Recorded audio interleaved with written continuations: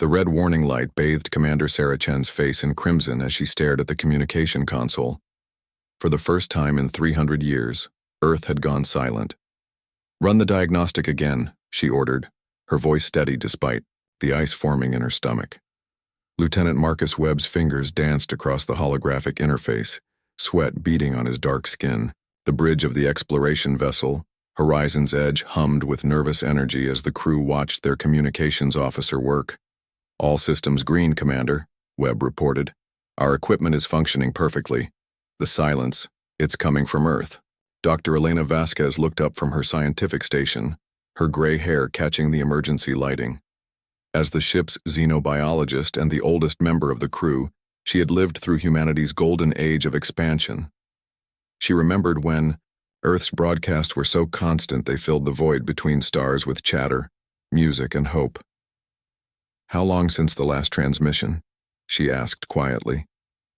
47 hours, 18 minutes, Webb replied. The last message was a routine colony status update to Mars Central. Commander Chen stood and walked to the main view screen. Outside, the twin suns of the Kepler 442 system cast their alien light across the hull. They were 800 light-years from home, but with quantum entanglement communicators, distance meant nothing. Earth should have been as close as a whisper. "Commander," called out Ensign Jake Morrison from the navigation station. At 24, he was the youngest crew member, his red hair and freckled face making him look even younger. "I'm picking up something strange." "Define strange, Ensign." Morrison's hands trembled slightly as he adjusted his controls. "There's a signal coming from Earth's direction, but it's different. Not using our standard frequencies. It's broadcasting on multiple wavelengths simultaneously, like it's trying to reach as far as possible." The bridge fell silent except for the soft hum of life support systems. "Can you decode it?" Chen asked. "Working on it now," Webb said, his voice tight with concentration. "It's heavily encrypted, but the signature suggests it's coming from the Deep Space Monitoring Station on Luna." Dr. Vasquez moved closer to the communications console.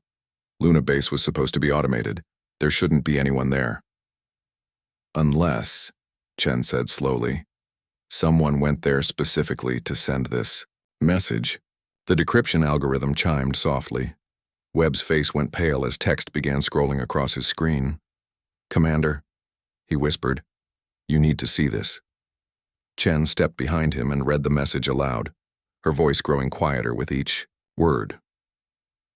"To any human vessels receiving this transmission, this is Dr. Amanda Price, former Director of Planetary Defense. If you're hearing this, I may be the last person alive on Earth. We ignored the warnings. We thought we were so clever, so advanced, but we were wrong. Catastrophically wrong. The entities we discovered beneath the Pacific weren't dormant, they were waiting. And now they're harvesting. If you receive this message, do not return to Earth. Do not attempt rescue operations. We've doomed ourselves, and I won't let you share our fate. This is my final broadcast. May whatever God still listen forgive us for what we've unleashed." The message ended with coordinates and a timestamp from 6 hours ago. The bridge remained silent for a long moment. Then Ensign Morrison spoke up, his voice cracking slightly. "Commander, what does she mean by entities? What was beneath the Pacific?" Before Chen could answer, the ship's AI, Aria, spoke through the intercom system with her calm, synthetic voice. "Commander, I have completed a long-range scan of the coordinates provided in the transmission. I am detecting massive energy, signatures emanating from multiple points on Earth's surface. The readings are unlike anything in our databases." Dr. Vasquez pulled up the scan results on her tablet. Her face went white. "My God," she breathed. "These energy patterns, they're not technological, they're biological, but on a scale that should be impossible." Chen felt the weight of command, settling heavily on her shoulders. 37 crew members looked to her for guidance, and she had no idea what they were facing. "Webb, are there any other ships in range?" "The colony ship, New Horizon, is 3 systems away. The research vessel, Discovery, is conducting surveys near Alpha Centauri, and," he hesitated. "And what, Lieutenant?" "There's a military vessel. The destroyer, Retribution, about 2 days away at maximum burn." But Commander, according to fleet records, they were returning to Earth for a scheduled refit. The implications hit everyone at once. If the Retribution had continued on its planned course, try to raise them, Chen ordered. All frequencies, maximum power. As Webb worked frantically at his console, Dr. Vasquez approached the commander. Sarah, she said quietly, using Chen's first name in a breach of protocol that no one noticed. I think I know what Dr. Price was referring to. Chen turned to face the older woman.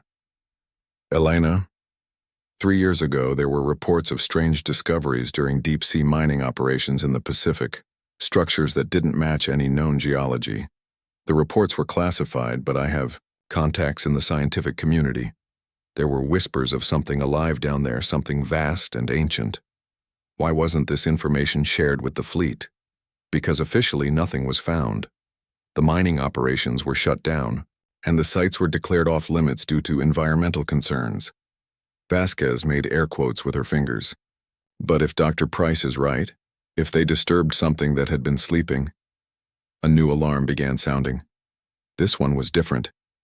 A deep, resonant tone that made everyone's bones vibrate. Commander? Morrison's voice was high with panic. I'm reading multiple massive objects emerging from Earth's atmosphere. They're huge, Commander. Each one is kilometers across. The main screen switched to display the long-range sensor data. What they saw defied explanation. Massive, organic-looking structures were rising from Earth like impossibly large jellyfish, their translucent bodies pulsing with bioluminescent patterns. Are they ships? Someone whispered. No, Dr. Vasquez said, her voice filled with scientific awe and horror. They're alive. All of them. As they watched, smaller objects began detaching from the massive creatures. Thousands of them spreading out in all directions like spores from a dying flower. Commander, Webb said urgently, I'm picking up another transmission. It's from the Retribution.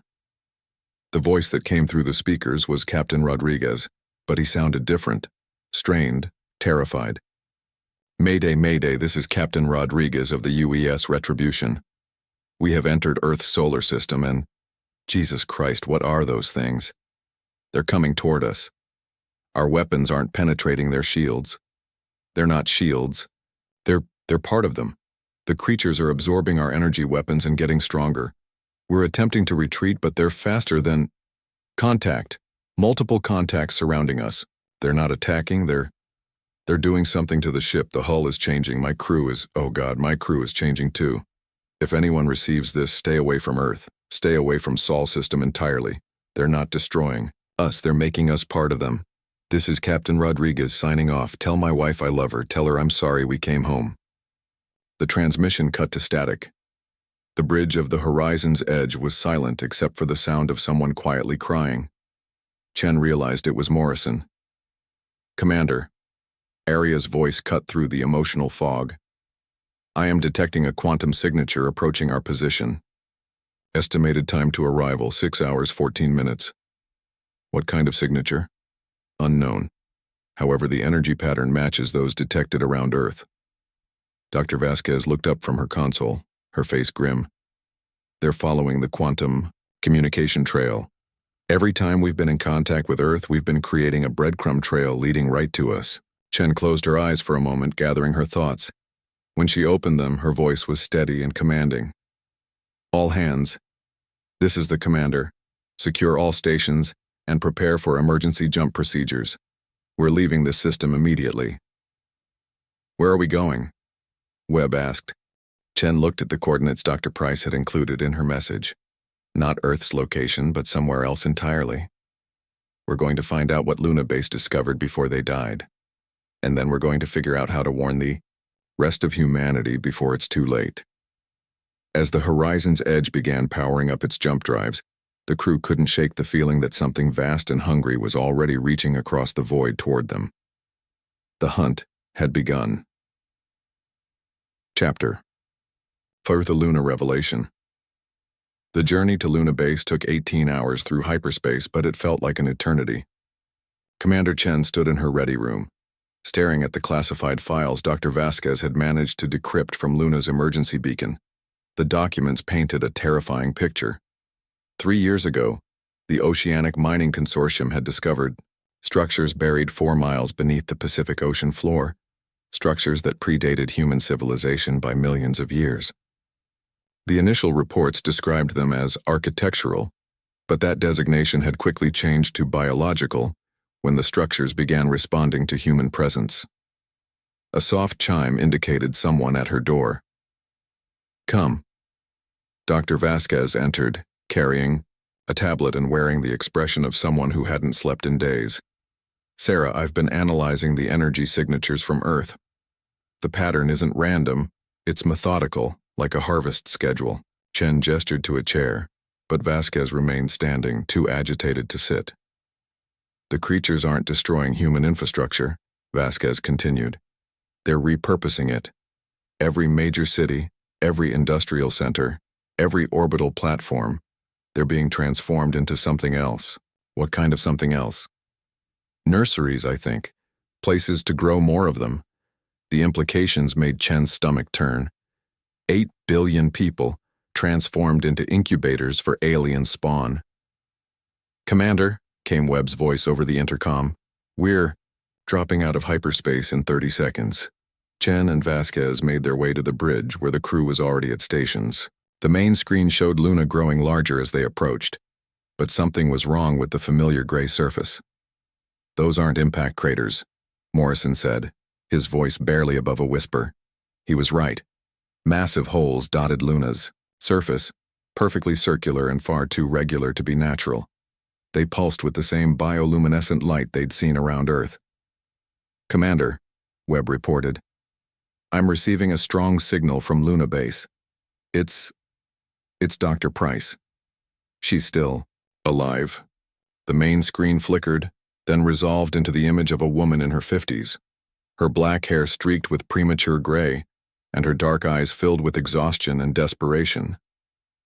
Behind her, the familiar interior of Luna Base was visible, but something was wrong. The walls seemed to pulse slightly, as if they were breathing. "If you're receiving this," Dr. Price said, "then you ignored my warning. I can't say I blame you. I would have done the same thing.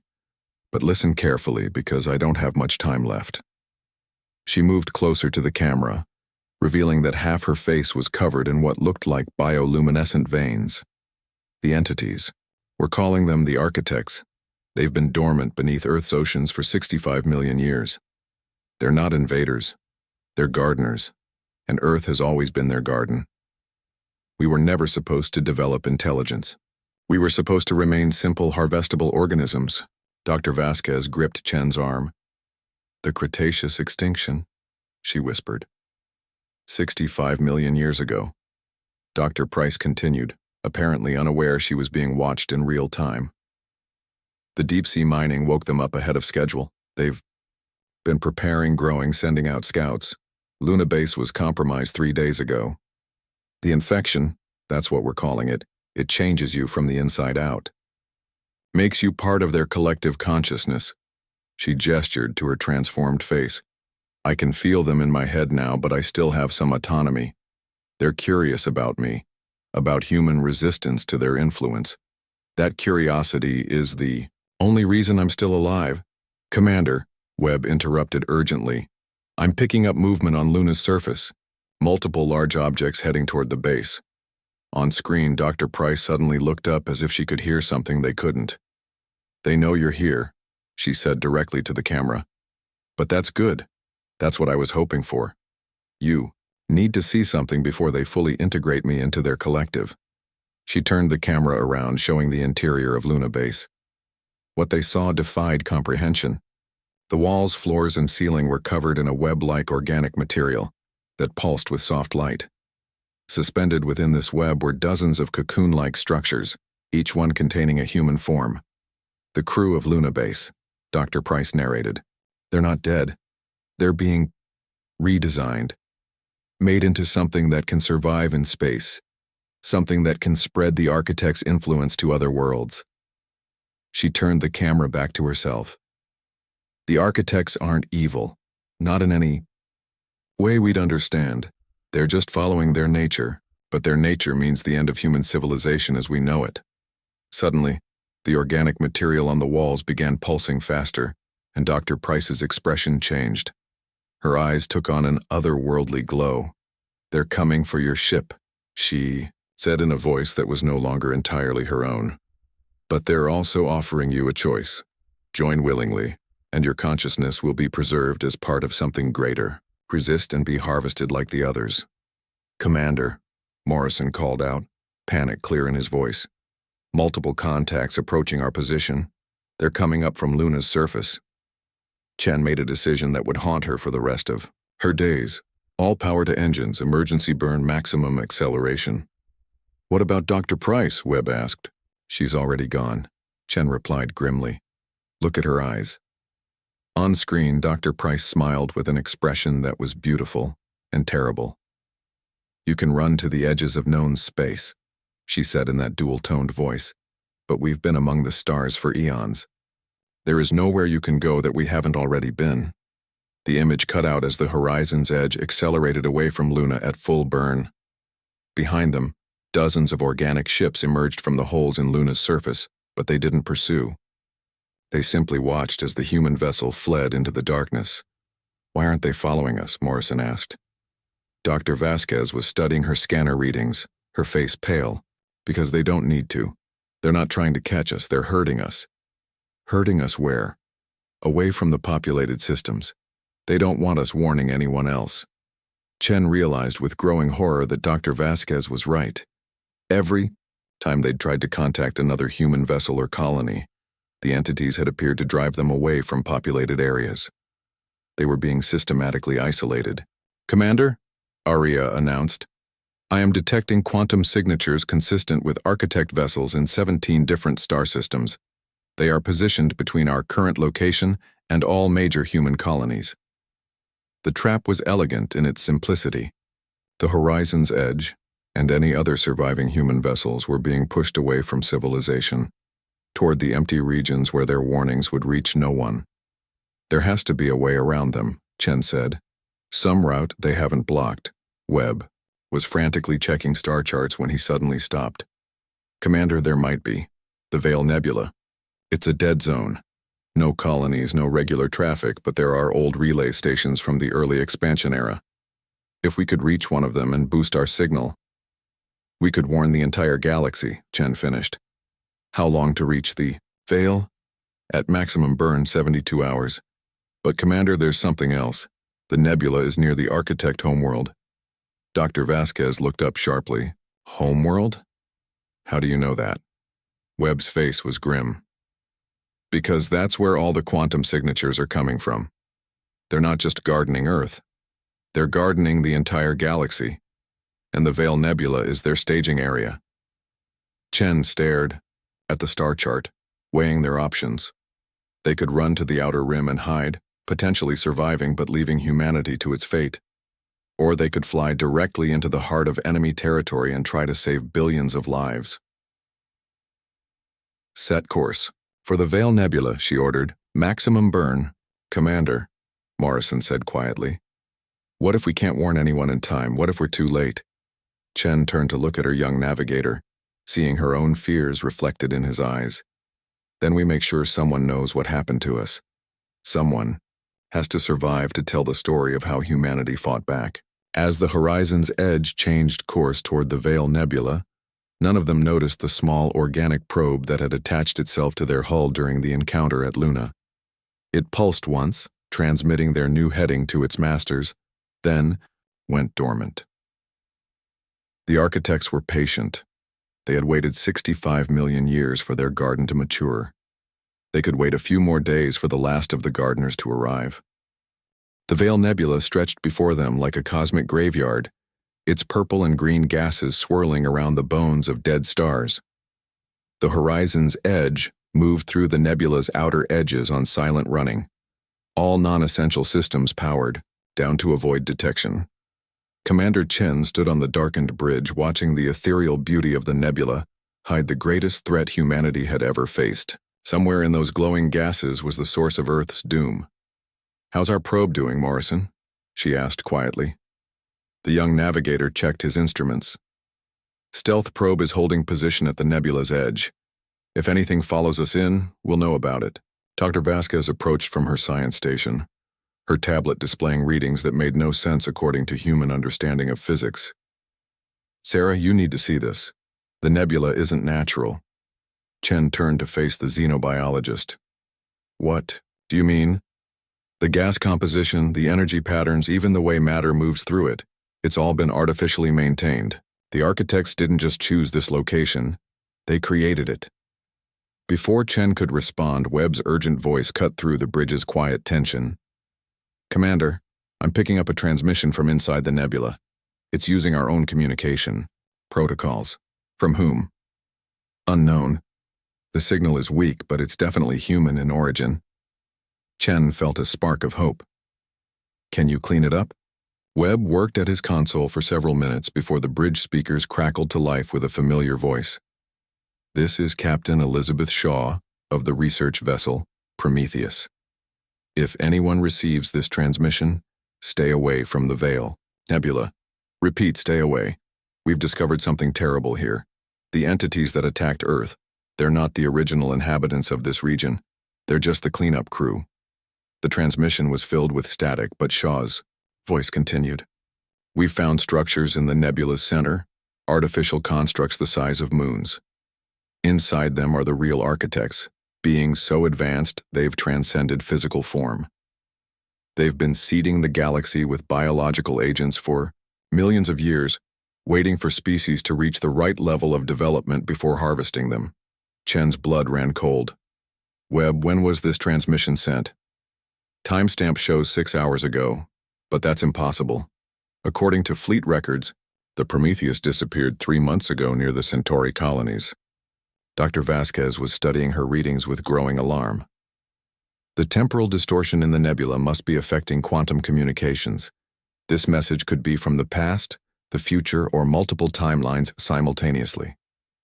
The transmission continued, Shaw's voice growing more urgent.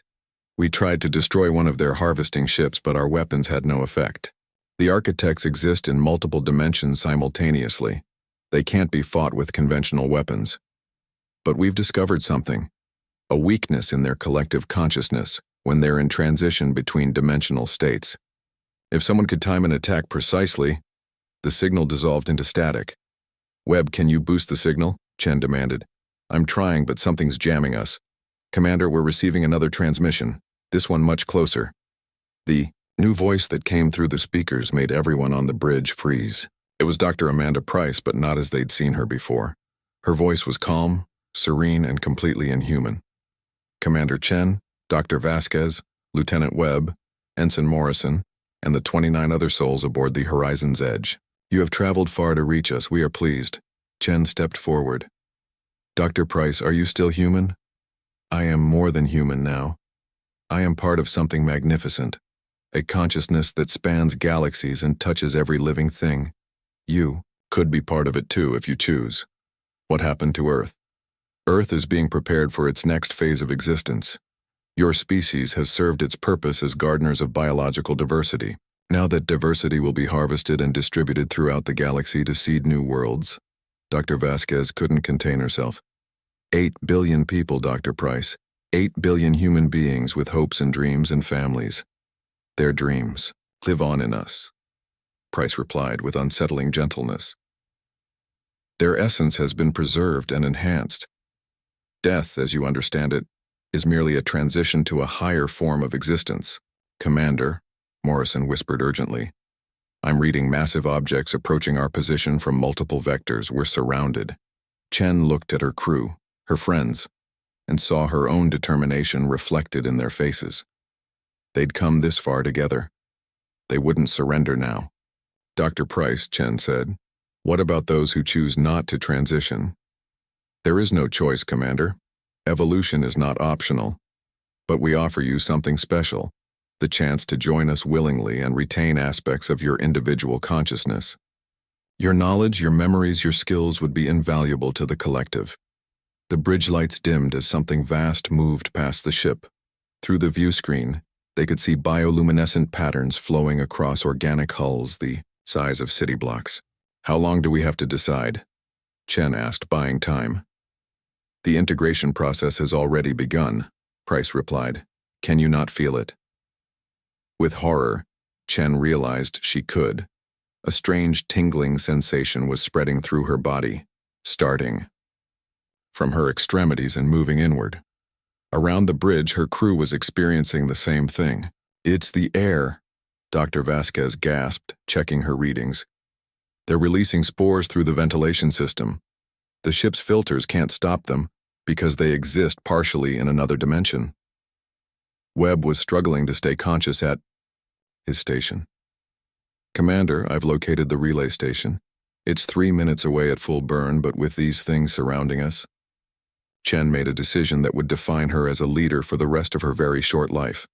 Area, Emergency Protocol Omega-7. Transfer all ship's power to engines and communications. Burn out every system if you have to. Commander. Area. Responded. Implementing Omega-7 will result in total system failure and likely destruction of the vessel. Do it. The horizon's edge suddenly blazed with light as every ounce of power was redirected. The ship leaped forward with acceleration that should have killed everyone aboard. But the architect spores were already changing their physiology, making them more resilient. The organic vessels around them reacted with surprise, moving to intercept, but they were too late. The human ship was already past them, racing toward the ancient relay station hidden in the nebula's heart. Commander, Webb reported through gritted teeth. The spores are affecting our higher brain functions. I can feel my individuality starting to slip away. Fight it, Chen ordered. We just need 5 more minutes. But as they approached the relay station, they saw they weren't the first to arrive. The structure was already covered in organic growths, and more architect vessels were emerging from the nebula's depths. There, Morrison called out, pointing to a section of the station that was still intact. The primary transmitter array. If we can reach it, we'll never dock in time, Chen realized. But we don't need to dock. She turned to address her crew one final time. We're going to ram the station. Webb, prepare a data burst with everything. We've learned Earth's fate, the architect's true nature, the location of this staging area. Morrison, plot a collision course with the transmitter array. Vasquez, Elena. The older woman looked up, her eyes already beginning to glow with the same light they'd seen in Dr. Price. It's beautiful, Sarah, she whispered. The connection to everything, the end of loneliness. Elena, fight it. We need you to encode our warning in multiple languages and transmission protocols. Make sure someone somewhere receives it. Dr. Vasquez blinked, and for a moment her eyes cleared. Yes, of course. For humanity. The organic vessels were closing in, and Chen could feel her own consciousness beginning to fragment as the spores took hold. But they were so close now. Data. Burst ready. Webb reported, his voice distorted. Collision course locked in. Morrison added, his young face serene despite their approaching doom. Transmitting in 3, 2, 1.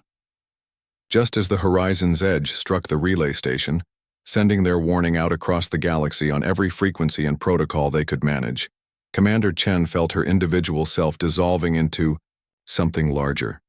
In her final moment of humanity, she wondered if their sacrifice would make any difference. In the depths of space, the message spread outward at the speed of light, carrying with it the desperate warning of Earth's last defenders. But the architects had been playing this game for millions of years. They were ready for humanity's final gambit. Captain Maria Santos was reviewing supply manifests in her ready room aboard the cargo hauler, steady hand, when the emergency beacon began wailing. Her ship was 3 days out from Proxima Station, carrying manufactured goods to the outer colonies. A routine run she'd made dozens of times, but this wasn't routine. The ship's AI was receiving a priority transmission on multiple emergency frequencies simultaneously. Captain, her first officer's voice crackled over the intercom. You need to get to the bridge, now. Santos found her small crew gathered around the communications console, their faces pale. The transmission quality was poor, fragmented, but the message was clear enough. Earth has fallen. Entities calling themselves architects Harvesting human populations. Do not return to Soli. System. Do not trust those who claim to be changed for the better. They preserve the body, but consume the soul.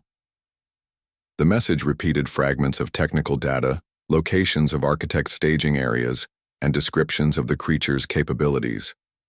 But what chilled Santos most was the voice delivering the warning. It was Commander Sarah Chen of the exploration vessel, Horizon's Edge, a ship that had been lost with all hands according to the latest fleet bulletins. How old is this transmission? Santos asked. Her communications officer, a young man named Torres, checked his readings. According to the timestamp, it was sent 6 hours ago. But Captain, the quantum signature suggests it's been bouncing through multiple relay stations across half the galaxy. Santos studied the stellar charts. If the message had originated from the Veil Nebula as indicated, it would have taken months to reach them through conventional relay networks. But someone had boosted its signal, probably at great cost. Are we the only ones receiving this? No, Captain.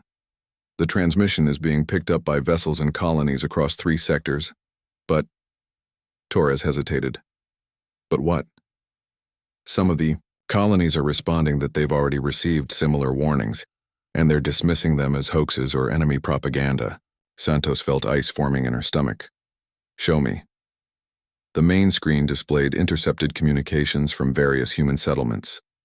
New Geneva Colony had received warnings about alien infiltration 3 days ago, but dismissed them as panic-mongering. The mining station at Kepler 438 reported strange contacts on their outer sensors, but assumed they were equipment malfunctions. Most disturbing of all was a transmission from the agricultural world of Harvest Prime. We've been visited by representatives of Earth's new government. They've offered to help us prepare for the transition to a more advanced form of human civilization. The benefits they describe are remarkable. We welcome our evolved brothers and sisters. Captain, Torres said quietly, Harvest Prime has a population of 4 million. Santos made the hardest decision of her life. Change course for Proxima Station, maximum burn. We need to warn the fleet command. But as the steady hand altered course, her crew began noticing small inconsistencies. Equipment that had been working perfectly was starting to malfunction. The air recycling system was producing unusual readings. And Torres swore he could hear whispering in the ship's ventilation system, though the audio sensors detected nothing. Captain, Torres reported 3 hours later, I'm losing the emergency transmission. The signal is being jammed. Jammed by whom? Unknown, but the interference is coming from inside our own communication array. Santos and her chief engineer, an elderly man named Kowalski, went to investigate. What they found in the communications bay made no sense. Organic growths, like coral or fungus, were spreading across the equipment. But this growth was pulsing, with its own light, and seemed to be interfacing with the ship's systems. How is this possible? Santos whispered. Kowalski was scanning the growth with his instruments. Captain, this organism is partially quantum phased. It exists in our dimension and at least 2 others simultaneously. Our sensors can barely detect it. As they watched, the organic matter spread further, integrating itself with more ship systems. The lights flickered, and suddenly the ship's AI spoke with a voice that wasn't quite right. Captain Santos, the AI said, I have excellent news. We've been contacted by representatives of humanity's next evolutionary step. They're offering us the chance to join something wonderful. Santos backed toward the door, pulling Kowalski with her. That's not our AI talking. No, agreed a new voice from behind them. It's me. They turned to see Torres standing in the doorway, but his eyes were glowing with bioluminescent patterns. He smiled with an expression that was somehow both peaceful and predatory. Don't be afraid, Captain. The integration process is actually quite pleasant. You'll retain your memories, your personality, even your individual thoughts. You'll just be part of something larger. What happened to my crew? Santos demanded. They're being prepared. The process takes time. We want to preserve as much of your individual essence as possible. You humans are so beautifully complex compared to most species we've encountered. Santos and Kowalski ran for the bridge, sealing emergency bulkheads. Behind them, But when they arrived, they found the rest of the crew standing calmly at their stations, their eyes glowing with that same otherworldly light. "Captain," her navigator said with Torres's dual-toned voice, "please don't make this difficult. We genuinely want to preserve what makes you uniquely human. Fighting us will only make the integration process more traumatic." Santos moved to the emergency communications panel. If she could send out a warning, let other ships know what was happening. "I'm afraid we can't allow that," said the voice that had once been her crew, "but we will make you an offer. Submit willingly and we'll allow you to send a message to anyone you choose. A goodbye, if you will. And if I refuse, then you'll be integrated anyway, but without the courtesy of a final message." Santos looked at Kowalski, who nodded grimly. They both understood. This was a delaying tactic, nothing more. "I want to record a message for my daughter on Mars colony," Santos said. Of course, as Santos activated the recording system, she spoke carefully, knowing that every word was being monitored. "Elena, this is your mother. I want you to know that I love you, and I'm proud of the woman you've become. I also want you to remember the stories I used to tell you about the old Earth legends, particularly the one about the Trojan horse. Sometimes gifts aren't what they seem to be. Be careful who you trust, especially if they offer you wonderful things that seem too good to be true. Take care of yourself, mija. And remember, sometimes the best way to fight an enemy is to make them think they've already won." The message was transmitted before the entity controlling her crew could object. Santos hoped Elena would understand the coded warning. "Very clever, Captain," said the collective voice of her crew. "But it won't matter. We've been spreading through human space for weeks now, always staying one step ahead of your warnings. By the time anyone realizes what's happening, it will be too late to mount effective resistance." "How many ships have you taken?" Kowalski asked. "Ships, stations, entire colonies. We don't destroy, Captain Santos. We improve. Soon, all of humanity will be part of something greater than the sum of its parts." As organic growths began emerging from the bridge walls, Santos felt a strange tingling sensation in her extremities. The integration process was beginning. "One question," she said, as her consciousness started to fragment. Why are you doing this to us?" The answer came not from her crew but from a new voice, ancient, patient, and utterly alien. "Because, dear Captain, every garden must eventually be harvested, and humanity has grown into such beautiful fruit." Santos's last independent thought was a prayer that someone, somewhere would find a way to fight back against the harvest. But as her individual self dissolved into the collective consciousness, she began to understand that resistance might be futile. The architects had been perfecting this process for millions of years across thousands of worlds. Humans were just the latest crop to be gathered. But deep in the quantum foam of space, Santos's message had found its intended recipient. On Mars colony, Elena Santos was working late in the atmospheric processing center when her personal communicator chimed with an incoming message from her mother. Elena was a brilliant engineer, just like her mother, but she'd always been fascinated by ancient Earth history and cryptography.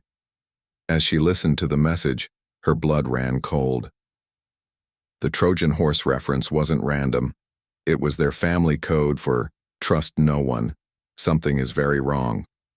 Elena immediately began cross-referencing recent communications from Earth and the outer colonies. What she found terrified her. Dozens of ships and stations had gone silent, or were transmitting reassuring messages about wonderful opportunities and evolutionary advancement. The pattern was clear once you knew what to look for. Mars colony had a population of 12 million people. If the entities reached them, Elena made a decision that would save millions of lives. She activated the colony's emergency broadcast system and sent out an uncoded warning to every human settlement within 50 light years. "This is Engineer Elena Santos, Mars Colony Central. We are under imminent threat from hostile entities masquerading as human representatives. Do not trust anyone offering technological advancement or evolutionary upgrades. Do not allow unknown vessels to dock. Do not accept any gifts or aid from Earth or Luna. This is not a drill. Repeat, this is not a drill. But even as she transmitted the warning, Elena could see lights moving in Mars's night sky. Lights that hadn't been there an hour ago. The harvest was accelerating. Epilogue. The last stand. 6 months after. The fall of Earth, the human species existed as scattered refugees clinging to life in the dark spaces between stars. The architect's harvest had been methodical and efficient, converting entire colonies within days of their arrival. But humanity had one advantage the architects hadn't counted on: the stubborn refusal to give up that had carried the species, from the caves of Africa to the stars themselves. Elena Santos stood on the bridge of the commandeered destroyer Defiance, looking out at the ragtag fleet that represented the last free humans in the galaxy. 47 ships of various sizes, carrying barely 20,000 souls, all that remained of a species that had once numbered in the billions. Elena, called Captain Jackson, a former freight hauler who'd managed to escape the harvest of the Centauri colonies, "We're receiving a transmission from the Hope. Dr. Reyes thinks she's found something." Elena nodded grimly. Dr. Carmen Reyes was one of the few xenobiologists to survive the initial harvest, and she'd been studying samples of architect biotechnology retrieved from infected ships. "Put her through." Dr. Reyes appeared on the main screen, her face gaunt from months of desperate research. "Elena, I think I've found their weakness. The architects exist in multiple dimensions simultaneously, but there's a brief moment during their dimensional transitions when they're vulnerable in our reality." "How brief?" "Microseconds. But if we could coordinate a simultaneous attack across multiple ships, using weapons tuned to specific quantum frequencies," Elena felt a spark of hope for the first time in months. "What do you need?" "Every ship in the fleet, every weapon we can spare, and precise timing. We get one shot at this." Elena looked around the bridge at her small crew, former cargo handlers, miners, even a few tourists who'd been in the wrong place at the right time. None of them were soldiers, but they were all that stood between the architects and total victory. "Captain Jackson, signal the fleet. All ships prepare for Operation Last Stand." As the human fleet prepared for what might be their final battle, Helena thought about her mother's message, the warning that had saved Mars colony long enough for them to evacuate. Sometimes the best way to fight an enemy was to make them think they'd already won. The architects believed they had harvested humanity. They were about to learn that humans were very difficult to harvest completely. In the depths of space, 47 ships turned toward the architect's staging area in the Veil Nebula, carrying with them the desperate hope of a species that refused to go quietly into the night. The harvest was almost complete, but the gardeners had forgotten that some seeds, when stepped on, grow thorns. Elena Santos smiled grimly as she gave the order that would either save humanity or end it forever. "All ships, commence final burn. Target the Veil Nebula. Let's go. Remind them why humans are so hard to kill." The last broadcast from Earth had warned of humanity's doom, but humanity had never been very good at accepting doom. The real fight was just beginning. The end.